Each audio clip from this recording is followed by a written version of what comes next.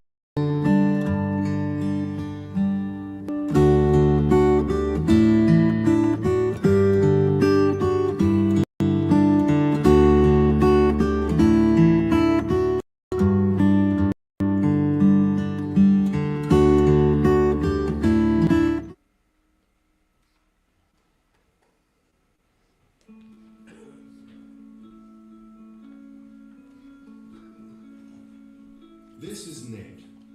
Nate became a Christ follower 2 weeks ago and is still a bit giddy about it. No, he's trying not to do cartwheels in public.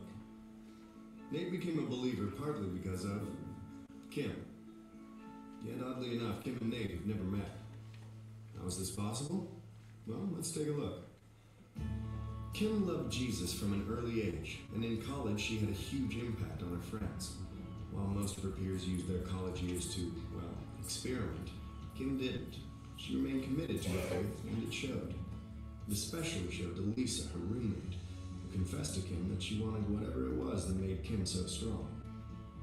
Kim shared her faith with Lisa, and Lisa believed. Years later, at Lisa's first real job, she met Thomas. Thomas was hit by a drunk driver when he was 13 and still carried a lot of anger and bitterness. Thomas and Lisa became friends. And it wasn't long started going to church with Lisa and her husband. After a lot of studying and searching, Thomas gave his life to Christ. Fast forward a few years. Thomas became a public speaker and was often asked to speak at larger... See, when he became a believer, Thomas developed a new perspective on life. He stopped resenting what had been taken from him and started being thankful for the second chance he had been given. On one particular day, Thomas shared about overcoming hardship and what it means to choose joy. He was so passionate that a number of people were inspired to share a link to his video. The video of Thomas inspired James too, and if anyone needed inspiration, it was him. James had a ton of issues.